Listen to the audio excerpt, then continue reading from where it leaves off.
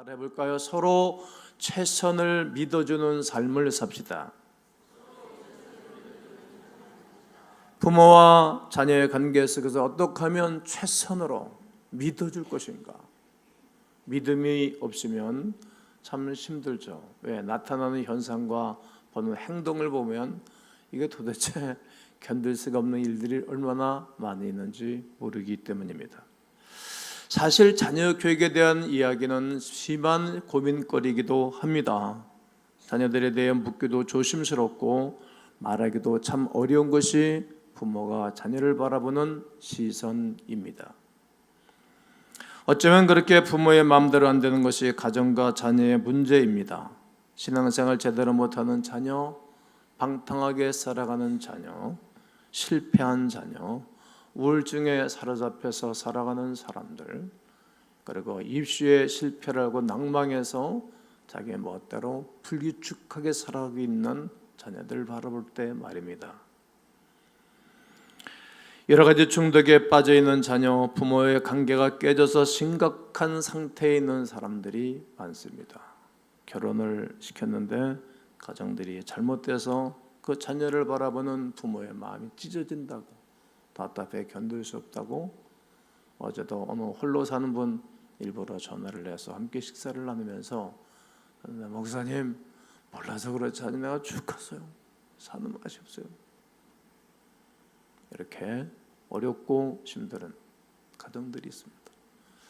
시집 보내면 장가들이면 이제 한시름 났다, 부모가 할 일은 다 했다 이렇게 하지만 그래도 힘들다는 거예요. 자녀의 문제는 부모에게서 가장 심각한 고민이고 기도 제목입니다. 부모가 자녀를 바라볼 때 어떻게 먼저 예수님을 바라보셔야 합니다. 예수를 바라보는 것이 부모가 자녀를 잘 교육하는 길이기 때문입니다. 요즘 성도들이 가지고 있는 자녀 양육에 대해 중 하나가 자녀들에 대하여 매를 때려야 되느냐 때리지 말아야 되느냐 이런 고민거리입니다. 이 문제에 있어서 50대 이상 부모들이 생각하는 것과 40대 이하의 부모들이 생각하는 것이 좀 다릅니다. 다 똑같지는 않지만 50대 이상과 40대 이하 사람들이 좀 다른 것입니다. 아이들 버릇 가르치고 바로 기르려면 매를 안 될 수 없다고 생각합니다. 40대 이하 부모들은 다릅니다. 꼭 매를 대야 됩니까? 품어주면 되지. 애자라 어른 되는 건데 크면 제대로 할 텐데 말이죠. 이게 40대 이하의 부모들의 생각입니다. 둘 다 성경적인 근거가 있습니다. 매를 대야 한다는 성경이 분명히 있습니다. 잠언서 말씀을 우리 다 함께 한번 읽을 겁니다. 시작. 매를 아끼는 자는 그의 자식을 미워함이라. 자식을 사랑하는 자는 근실히 징계하느니라. 매를 아끼는 자, 매를 안 대는 사람은 자식을 미워하는 자라는 거예요. 그 책벌은 사람의 생각을 전환시켜주는 거거든요. 자, 교육학에서 공부하면서 많은 것을 공부를 했죠. 사람의 생각을 전환시켜, 이게 책벌이에요. 반 사람을 아주 무시하는 것이 아니라 생각의 전환 말이죠. 그렇습니다. 성경은 분명히 자녀들을 부모가 야단치고 책벌을 해야 된다라고 성경은 말하고 있습니다. 그래야 바로 자란다는 말이죠. 그러나 매를 맞고 자란 사람들의 입장이 매우 다릅니다. 40대의 부모들은 다 매를 맞아보고 자랐지만 그렇게 해서 썩 달라진 것도 없고 부모에 대해서 상처만 깊을 것이기 때문에 때리지 말자, 때리지 말라고 이렇게 말한다는 거예요. 그래서 나는 매 안 대고 기를 거야 이렇게 생각하는 젊은 부모들이 상당히 많습니다. 에베소 6장 4절에 부모들아, 아비들아, 너희 자녀를 뭐하게 하지 말고 노엽게 하지 말고 주의 교훈, 주의 훈계로 양육하라고 바울은 에베소 교훈들에게 편지합니다. 자녀들이 부모에 대해 가지고 있는 가장 심각한 마음의 상처가 부모로부터 매를 맞을 때입니다. 그래서 가능하면 매를 안 때리려 하죠. 이 문제 가정에서 자녀 교육을 향한 의견 차일 뿐만 아니라 주일 예배를 드릴 때도 영향을 끼치고 있는 것을 보게 됩니다. 주일 예배를 드릴 때 가능하면 아이들을 조용하게 하고 왔다 갔다 하지 못하도록 교육을 시키지요. 아이들이 떠들거나 소리 지르고 울고 그런 것에 예민하게 반응합니다. 아이들이 예배당에 왔다 갔다 하는 것을 보면 속에서부터 피가 역류하는 그런 분들도 있습니다. 저 부모가 도대체 누구야? 이렇게 생각하는 분들이 있어요. 도대체 쟤는 누구 집 아들인데 이렇게 왔다 갔다 떠들고 자기 집 멋대로야? 이렇게 말하기도 합니다. 그러나 젊은 부부는 우리 아이들도 예배드려야죠. 우리가 아이들에게 혼을 내거나 어미 때리면 우리 어린아이들에게 마음의 상처가 얼마나 크겠습니까? 교회에 대한 이미지가 안 좋아질 것 아니겠습니까? 그 아들을 조금만 품어주면 어른이 되고 마음이 넓어가지고 예배를 드리실 터인데 젊은 부부들이 가지고 있는 일방적인 생각입니다. 무엇보다도 아이들이 버릇이 있어야죠. 공공질서도 지킬 줄 알아야죠. 그래서 말하면 젊은 부부 입장에서는 그렇게 받아들이지를 않는 겁니다. 왜 그렇게 빡빡하게 하나? 조금 더 너 그렇게 받아주면 우리 아이들이 상처도 안 받고 얼마나 잘 자랄 텐데 이렇게 생각을 하는 것입니다. 그러나 여러분, 오늘 우리가 정말 관심을 가져야 할 것은 매를 대야 하나 대지 말아야 하나 이런 문제는 아닙니다. 정말 아이를 매를 대어서라도 엄격하게 잘 길러야 된다라고 생각하는 분들이 있다면 그렇게 기르고 그렇지 않으면 그렇게 안 기르면 되는 건다고 생각해요. 그리고 이 매를 대서라도 아이를 바르게 길러야 된다고 생각하는 것이 우리 모든 사회의 전반적인 흐름이라는 것입니다. 저도 그런 세대 중에 한 사람입니다. 그때는 부모가 때리는 매를 사랑의 매라고 생각했고 잘못돼서 매를 맞으면 이유가 불문하고 매를 맞고 또 우리 부모가 나를 사랑해서 더 때려줄 수 없겠는가 이런 생각을 하며 살아가던 세대입니다. 부모가 뭐라고 말씀하면 자녀들은 토를 다는 일이 없었습니다. 그리고 무조건 순종합니다. 할 수 있으면 엄격하게 기르는 것이 뼈대에 있는 집안이라고 불리던 때가 있었습니다. 그러나 그렇게 해서 결과가 무엇인가 보면 많은 사람들이 부모에 대해서 깊은 상처와 그리고 안 좋은 감정을 가지고 있는 것입니다. 매를 대는 일이 효과만 얻는 것이 아닌 모양입니다. 자, 그렇다면 아이를 그대로 받아주고 그대로 내버려 두는 것이 잘 되는 걸까? 정말 그 아이를 사랑하는 걸까? 그 점에 대해서 젊은 부부들이 깊이 생각해야 할 부분입니다. 나중에 가서 아이들로 인하여 열매를 볼 때는 이미 늦었습니다. 개와 고양이를 기르는 것의 차이에 대해서 이런 이야기를 합니다. 개는 주인이 먹여주고 재워주고 사랑해주고 귀여게 해주니까 그 모습을 바라보고 개는 우리 주인이 나의 시인이구나, 신 이렇게 생각한답니다. 근데 고양이는 주인이 먹여주고 재워주고 사랑하니까 내가 신이구나 그렇게 생각하는 거예요. 개는 주인이 오면 꼬리를 치고 반갑게 막 맞이를 합니다. 왜? 주인이 나의 신이니까. 그러나 고양이는 주인이 들어와도 쳐다도 보지 않습니다. 멍청이 왔니? 뭐 자기가 신처럼 사니까 말이죠. 동물 속에 들어가 보지는 않았습니다. 그 동물의 심리는 잘 알 수 없지만 행동을 보면 알 수가 있는 것입니다. 여러분의 자녀를 비유하기 좀 조심스럽습니다만 개 같아요? 고양이 같아요?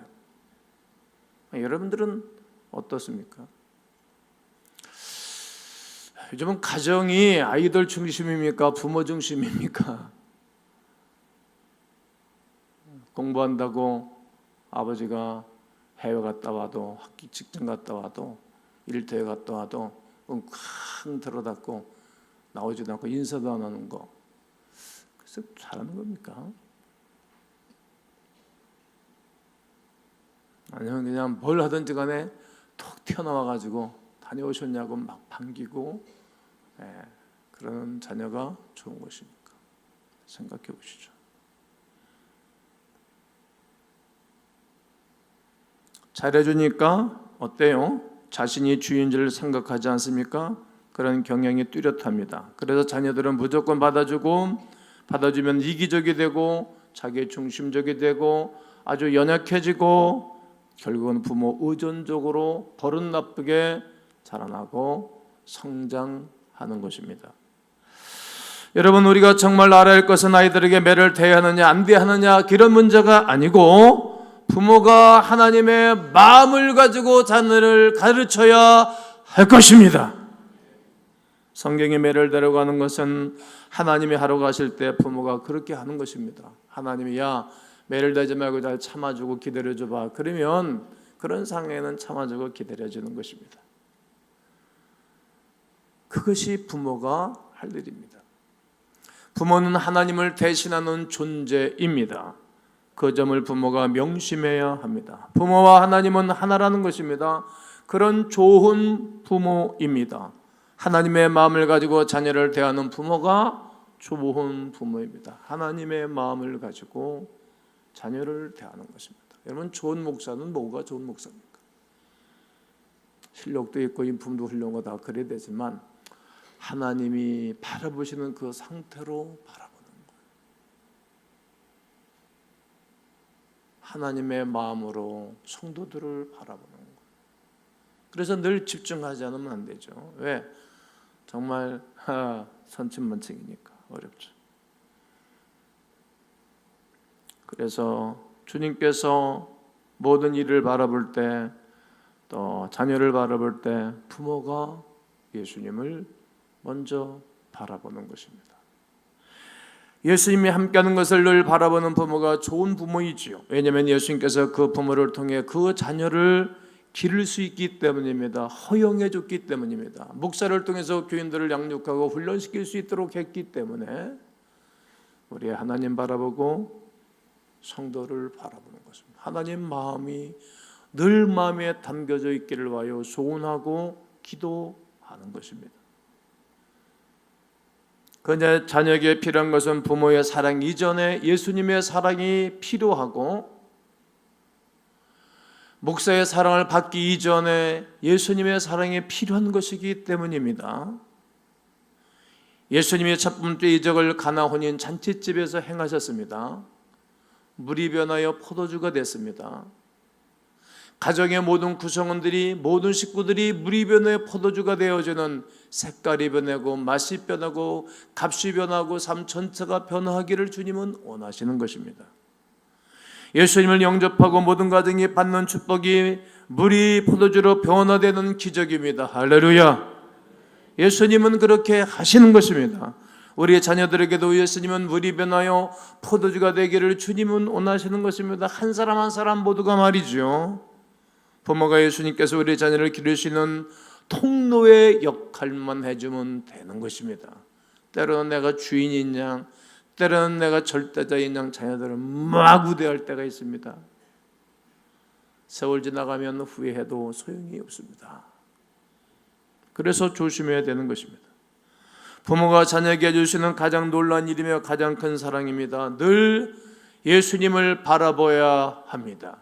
11에서 12장 2절에 믿음의 주여 또 온전케 하시는 예수를 바라보자.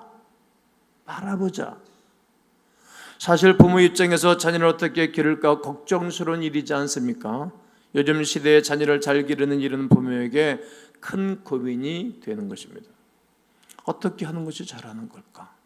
근데 사실 걱정할 필요가 없습니다. 왜냐하면 자녀는 저절로 배우기 때문입니다. 학습 갖고 되는 거 아닙니다. 부모가 신경을 써서 가르치든 그렇지 않든 자녀들은 부모를 그대로 배우는 것입니다. 그러니까 부모가 가르치려거든 그렇지 않든지 간에 자녀들은 그 부모를 그대로 본받고 그대로 카피하는 것입니다. 그러니까 그렇게 가르치려고 애쓰고 힘들어하지 마십시오. 자녀들은 부모의 뒷모습을 보고 배운다라는 말이 있습니다. 부모의 말이 아니라 부모의 뒷모습 말이죠. 부모가 어떻게 하느냐에 따라서 그 자녀들 그렇게 하는 거예요. 제가 5주간 동안 사랑합니다 부부끼리 또 자녀들에게 또 사랑할 대상이 돌아갔거나 없는 분들은 우리 주님께 늘 사랑하라고 고백하는 이유가 있어요. 저는 우리 아버지가 우리 어머니에게 사랑한다는 말을 한 번 한 걸 보지 못했어요. 우리 아들에서 스킨십으로 사랑한다라고 입을 맞추거나 그런 거 뭐 그거 좋은 거거든요. 그 행복한 모습을 자녀들에게 보여줘야 된다고. 근데 그런 거 아무도 본 적이 없어요. 그러니까 그걸 안 오고 사는 게 난 마땅한 거예요. 하는 게 이상한 거예요. 나도 닭살도다. 힘들다고. 그다음에 우리 아들한테 배운 거야. 아들한테. 얘가 밖에 나가서 하니까 사랑한다고.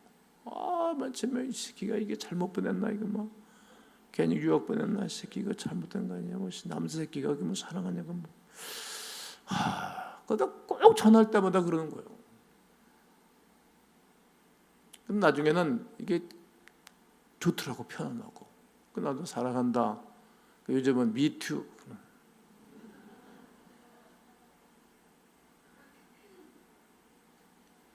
뒷모습 배우는 거예요. 그래서 이제 하는 거예요. 교인들한테 시키는 거죠.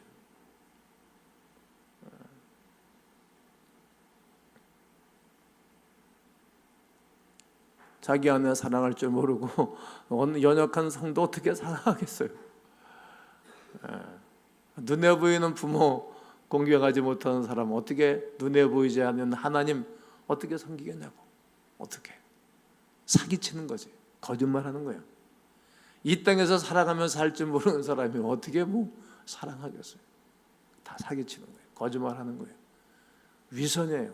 가면을 벗으셔야 된다는 거예요. 그래서 시키는 거예요. 부모가 자녀를 잘 기르려면 자녀가 어떻게 이렇게 살았으면 좋겠다 그런 생각이 있을 거 아니겠어요? 그럼 부모가 그렇게 사는 거예요. 먼저 그렇게 사는 거예요. 그대로 부모 스스로가 살면 됩니다. 그러면 자녀가 그대로 배웁니다. 노력하고 애쓸 것 없는 것입니다. 그렇게 교육이 힘든 건 아닙니다. 만약 부모가 자녀들에게 이렇게 하라 저렇게 하라고 하는 대로 부모가 살면 그럼 자녀들은 자신이 부모가 가르친 대로 살지 못할 때 마음의 가책을 느낍니다. 여러분 자신이 잘못했다는 것을 깨닫는 일이 대단한 것입니다. 그럼 내 스스로가 바로 잡아집니다. 결국은 바른 길로 오게 되고 바른 길로 가게 됩니다. 내가 잘못했구나 하면서 말이죠. 그러나 대부분 문제가 있는 자녀들은 자신이 문제라는 사실을 모릅니다. 왜 그렇지요? 부모의 뒷모습을 보고 배웠고 부모의 뒷모습을 보고 상처를 받았기 때문이죠. 자녀는 부모의 말을 듣는 것이 아니라 부모의 뒷모습을 보고 배우기 때문입니다. 그런데 부모가 말하는 것과 실제로 사는 것이 다른 것은 자녀들은 다 압니다. 왜 젊은이들이 대학을 들어가면 기성세대를 싫어하는지 아십니까? 말하는 거고 행동하고 다르거든. 지난주에는 막 검색을 해봤더니 어느 중학교 남자 선생님이 여학생 제자들 가슴을 위해 맨주고 그 미친 사람 아니에요? 이제 이게 뭐 그럴 수 있겠지. 이게 남성의 본성, 짐승의 본능이 움직이는 거죠. 뭐 이런 일이 오늘에 있는 얘기는 아니에요. 뭐 옛날 우리 학교 때 우리 모교에 어느 뭐 선생님이 이름까지 되면 뭐 하니까 그 고3 여학생 제자 못된 짓을 했다. 다 봤지. 시민들 다 터뜨린다 그러다가 그러니까 뭐 교장선생님께 선생님 학교 바꾸고 이렇게 하고 덮느라고. 그러니까 여러분 참 교육을 잘 시켜야 됩니다. 그래서 모든 사람이 예수를 믿어야 됩니다. 복잡합니다. 다른 거예요. 실제 모습하고 말하고 다른 거예요. 이게 목사 한다는 게 여러분 점점 힘들어요. 이제 제가 이게 강대에서 설교 물론 잘해야 돼. 내용이 있게 의미 있게 감동도 주고 사는 게 더 중요한 거예요. 목사가 어려운 거예요.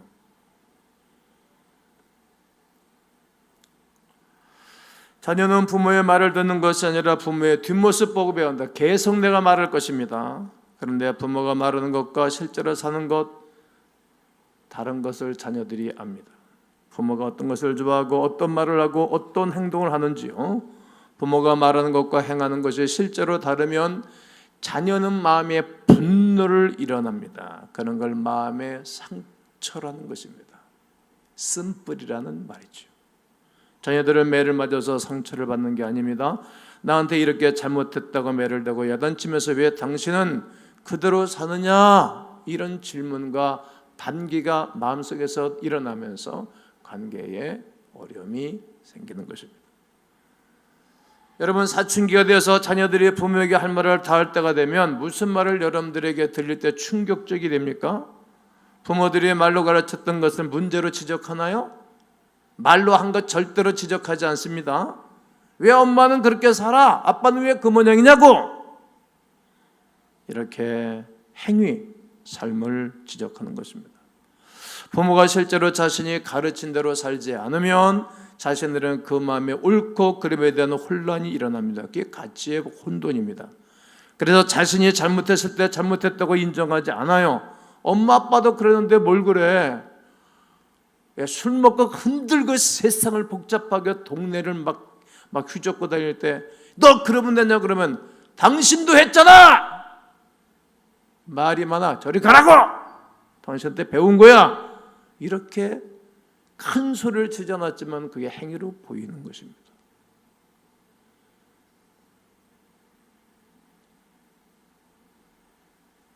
자신이 잘못됐다는 생각이 없습니다. 합리하게끔 되어져 있습니다. 사람의 생각이 그렇습니다. 선악에 대한 개념이 혼란스러워지게 됩니다. 나중에는 하나님을 아는데 장벽이 생깁니다. 더 심각한 문제가 발생되는 것입니다. 그러니 부모가 자녀들을 잘 가르치고 양육하는 것은 부모 자신이 바로 살기만 하면 되는 것입니다. 뭘 많이 가르치고 좋은 말을 해서 변하는 것이 아니고 그냥 생활 속에 보여주는 것입니다. 내 부모는 어떻게 바로 살 수 있느냐 하는 것이죠. 부모에게서 잘 살 수 있는 힘이 어디서부터 공급받아야 되겠습니까? 그래서 우리가 부모도 예수님 바라보고 자녀도 예수님 바라보고 목사도 예수님 바라보고 교인들도 예수님 바라보고 표상, 표대, 바라볼 대상을 바라보는 것입니다. 믿음의 주 온전케 하신 예수님을 바라보는 것입니다.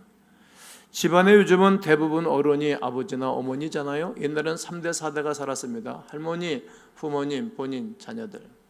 큰 며느리는 자기 아들, 딸을 길러내면서 조카를 기르는 거예요. 큰 며느리는 그러니까 삼촌을 길러내는 거죠.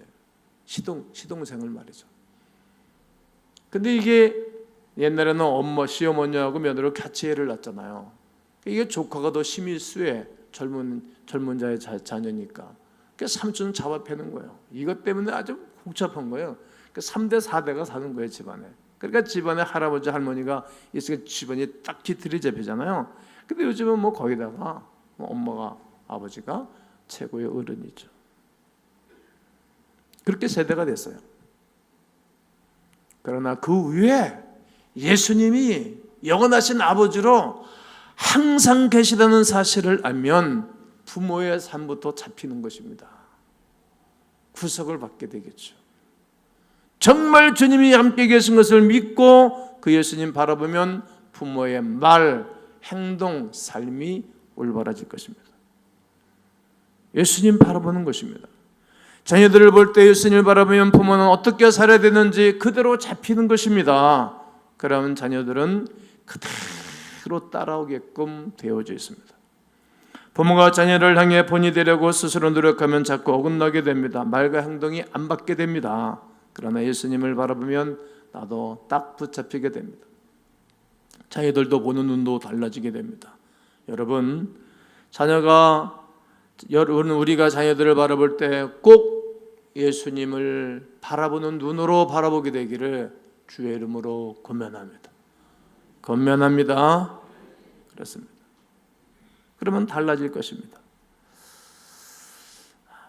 우리가 자녀들을 바라볼 때 꼭 예수님의 눈으로 바라봐야 됩니다. 어떤 아이는 5살에 겨우 말을 했습니다. 글을 읽지 못해 멍청한 아이라고 학교에서 따돌림을 받았습니다. 산수는 항상 낙제입니다. 담임 선생님으로부터 저는 낙제생이라고 아주 둔자라고 전형하라는 평가를 받고 퇴학을 당했습니다. 누군지 아십니까? 아인슈타인입니다. 어떤 아이는 하나에 하나를 더하면 왜 둘이 돼야 되느냐고 막 빡빡 우게 됐습니다. 따진 아이입니다. 어느 날은 새끼를 낳다가 병아리를 부화시켜야 되게 또 알을 품고 있었습니다. 어머니가 답답해 죽겠다고 막 넌 도대체 뭐 하느냐고 어머니도 아주 싫어했습니다. 골치 아픈 아이가 됐습니다. 담임 선생님으로부터 이 아이는 도대체 가르칠 수 없다고 말하면 낙인 찍혀서 13살에 퇴학을 맞았습니다. 누군지 아시죠? 에디슨이죠. 저는 에디슨 박물관을 가보았죠. 한 번 더 가보십시오. 어떤 아이는 46 더하기 46 세로로 열심히 선생님이 가르쳐주고 칠판에 가르쳐주고 풀 수 있는 애들 나오라고 짜자자 소리를 쳤는데, 근데 이 학생만 가르치지 않은 가로로 수학 문제를 줬습니다. 이게 가로입니까? 세로입니까? 못 풀었는데 얼마나 수학선 산수 선생님한테 아주 언어 폭력 무시를 당했는지 그때부터 수포한 학생이 됐습니다. 수포가 뭔지 아십니까? 수학을 포기한 학생. 그 사람이 예수 믿고 목사 돼서 설교하고 있는 김덕입니다. 어린 아들에게 일을 시켜놓고 그 돈을 벌어오는 그 돈 가지고 술 퍼먹는 알코올 중독자가 있었습니다. 그리고 그 아이를 낳은 아버지는 매독 안 좋은 성병 환자입니다. 거기서 태어난 아이들이 누군지 아십니까? 악성 베토벤입니다. 위대한 작곡가입니다. 여러분 가정에도 혹 퇴학당한 애가 있습니까? 도대체 복잡한 애가 있냐 이거예요. 도대체 소망이 없어 그런 애가 있습니까? 여러분 교회에 복잡한 사람들이 있습니까? 오면 됩니다. 포기한 사람들. 세상이 보는 눈, 사람이 보는 눈과 우리를 지으신 하나님이 지으신 눈은 완전히 다릅니다. 우리가 아이들을 볼 때 예수님을 바라봐야 할 이유가 여기에 있는 것입니다. 부모가 보는 눈도 정확한 눈이 아닙니다. 예수님의 눈으로 바라보는 눈이 정확한 눈입니다. 목사가 보는 눈이 정확한 눈이 아닙니다. 하나님을 알아보신 눈이 정확한 눈입니다. 우리 가족을 볼 때 다시 한번 말씀드리는 것은 예수님의 눈으로 바라보는 은혜가 있기를 바랍니다. 고린도서 1장 20절 28절에 뭐라고 말합니까?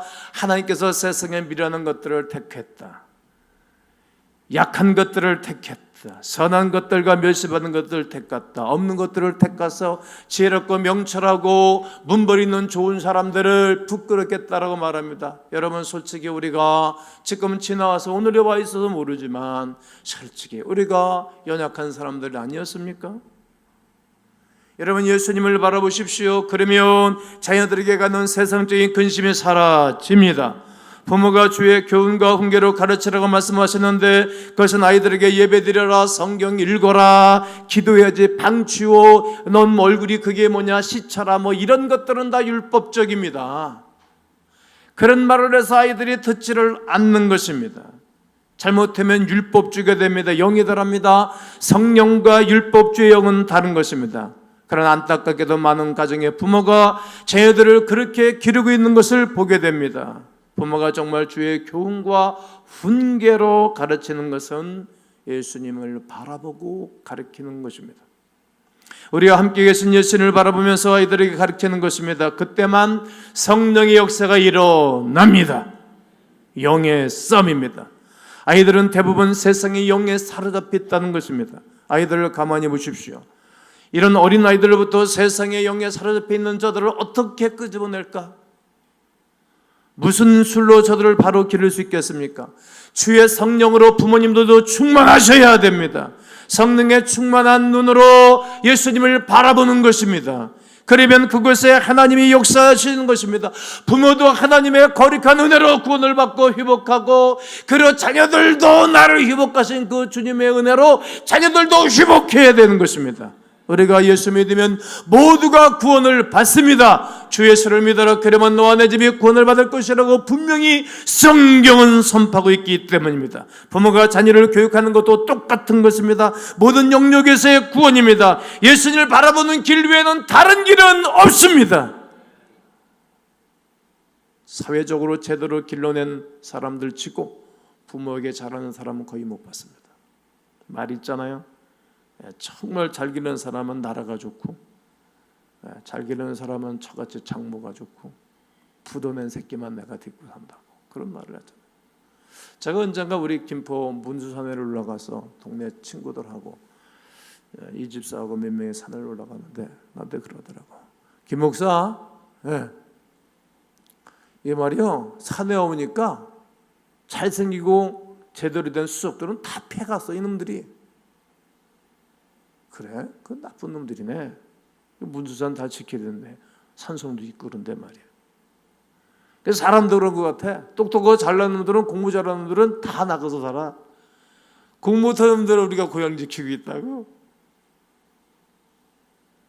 고향 지키는 사람들이 있어서 고향이 아름다운 거 아닌가요? 가고 싶은 거 아닌가요? 좋은 나무, 좋은 돌들은 다 캐가고 나쁜 나무, 별 볼 없는 이런 잡성만 남아있으면 산이 존재하는 거 아닌가요? 이거를 몰라 사람들이.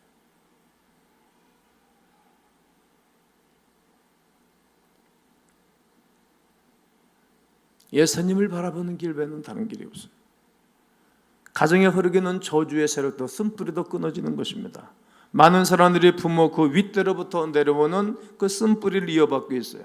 부모는 그 부모로부터, 부모는 그 부모로부터, 부모는 그 부모로부터 쭉 흐르고 내려왔다. 이거를 끊어야 된다고. 끊어야 된다. 거기에 대해 좋은 전통을 만들어가는 사람과 위로부터 좋은 가정생활의 유산을 물려받은 사람의 차이는 엄청납니다. 부모로부터 믿음의 유산을 잘 물려받은 사람들이 있어요. 물론 자녀들에게 뭐 기업도 주고 뭐 돈도 주고 뭐 집도 사주고 뭐 또 좋다고 생각해. 그거 중요하지 않아요. 나는 부모가 나에게 준 땅 저는 다 팔아서 헌금하고 빈털터리 나는 시작했어요. 근데 든든했어요. 자신 있었어요. 우리 고향교회 목사님 우리 상가교회 4층에서 할 때 와서 헌신예배 모시고 설교를 하는데 내려와서 그러더라. 아유 김 집사, 김 목사, 네? 나는 김 목사 목에 화려하게 크게 할 줄 알았는데 이게 뭐야? 뭐 어때요? 초목이나 궁궐이나 내주에서 모신 곳이다 하늘나라인데 이 김 목사님 통이 있잖아. 근데 이 참 그러네. 근데 그 말이 좀 이상했지. 아마 개척교회가 그렇죠. 근데 뭐 부러운 것도 없고 지금은 그분하고 저하고 삶이 다르죠. 그냥 하나님 앞에 사는 거, 하나님 바라보고 사는 거예요. 자녀들에게 뭐 이것저것 많이 물려주세요. 근데 그거 중요하지 않아요. 부모가 하나님께 바로 살아가는 모습만 보여주세요.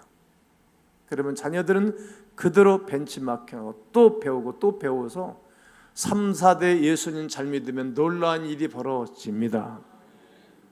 믿음의 유산을 물려받는 것입니다.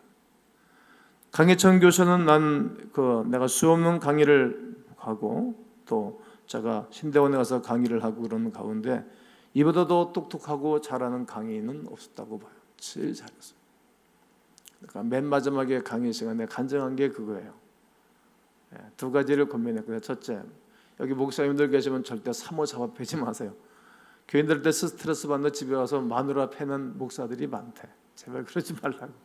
두 번째, 교인들을 정말 귀중히 여기라 그러더라고. 교인들 술지점꾼이 오든 뭐 바람꾼이 오든 간에 별별 사람들 정말 사랑해 주라고. 잊혀지질 않아요. 그러면서 자기 간증을 했는데 뭐인가 하면 자기 증조부가 무슨 살이 했대. 폐병 환자래. 동네 사람들이 얘기해 줄 사람도 없고 친구도 하나도 없고. 근데 시장통에 갔는데 선교사한테 전도를 받아서 교회를 간 거예요. 교회 가면 다 선생님 그러잖아요. 그러니까 자기를 반기는 셈이 하는데 교회 오니까 자기를 반기고 사랑해주고 교회 오는 게 재미있고 그러다가 몸이 좋아져서 결혼을 했는데 아들 딱 하나를 낳았다 그래요. 그 딸 아들 낳은 그 할아버지가 그 구국 면석이 그리고 자기 아버지는 초등학교 선생님을 했대요. 그리고 자기들 여 형제가 다 박사고 총장되고 다 의사고 다 복을 받았나라고. 그 얘기가 잊혀지질 않아요. 그 강의가 다른 강의도 정말 재미있게 들었지만 내가 풋노트를 다 해놨거든요. 내가 맨 마지막 강의가 나를 잊혀지지 않는 강의였습니다. 왜 그럴까요? 그렇게 믿음의 유산을 받았으니까. 그게 아주 자연스러운 것입니다. 근데 가정에서 부부가 싸우고 아버지가 폭력을 행사하고 술에 취해서 이리 흔들 저리 흔들 성실하지 않고 가정에 기쁨이 오는 곳에 자란 아이들은 어린이 되어서 기쁨과 사랑으로 살려고 하니 가족들이 하나 되어 사는 것이 보통 어려운 일이 아닙니다. 보통 사람들은 부모의 영향을 자녀들에게 그대로 물려줍니다. 그렇지만 예수님을 바라보면 그것이 끊어집니다. 예수 이름으로 끊어집니다.